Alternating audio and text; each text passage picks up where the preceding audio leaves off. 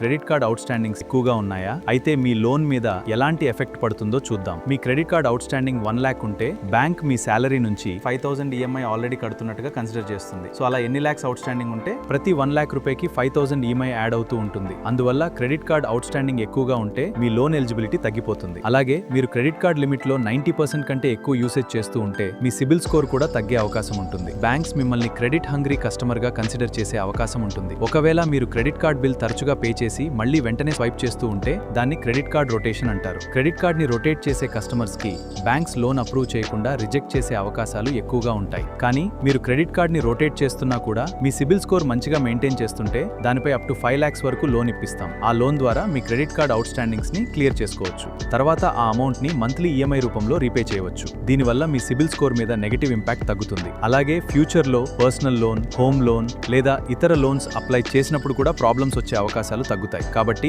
మీరు personal loan, home loan లేదా ఏ ఇతర లోన్ తీసుకునే ముందు కార్డ్ అవుట్ స్టాండింగ్స్ ని 1 month ముందే క్లియర్ చేయడానికి ప్రయత్నించండి. లేదా కార్డ్ అవుట్ స్టాండింగ్స్ ని బ్యాలెన్స్ ట్రాన్స్ఫర్ ద్వారా లోన్ లో మర్జ్ చేసుకోవచ్చు. అలా చేయాలంటే క్రెడిట్ కార్డ్ ని రొటేట్ చేయకుండా అట్లీస్ట్ మినిమం అమౌంట్ డ్యూ అయినా రెగ్యులర్ గా పే చేస్తూ ఉండాలి. ఆ తర్వాత మీ క్రెడిట్ కార్డ్ అవుట్ స్టాండింగ్ ని బ్యాలెన్స్ ట్రాన్స్ఫర్ చేసి దానిపై లోన్ పొందే అవకాశం ఉంటుంది. మీకు కూడా క్రెడిట్ కార్డ్ అవుట్ స్టాండింగ్ వల్ల లోన్ ప్రాబ్లమ్స్ వస్తున్నాయా? High credit card out standing, multiple EMIs, loan eligibility తగ్గిందా, లోన్ రిజెక్షన్ ఇష్యూస్ ఎదురవుతున్నాయా? అయితే లోన్ అని కమెంట్ చేయండి లేదా కింద ఉన్న నంబర్ కి కాల్ చేయండి. మీ క్రెడిట్ కార్డ్ అవుట్ స్టాండింగ్స్ కి బెస్ట్ సొల్యూషన్స్ అండ్ లోన్ ఇప్పిస్తాం. మరిన్ని finance tips and real case studies కోసం ఫాలో చేయడం మర్చిపోకండి.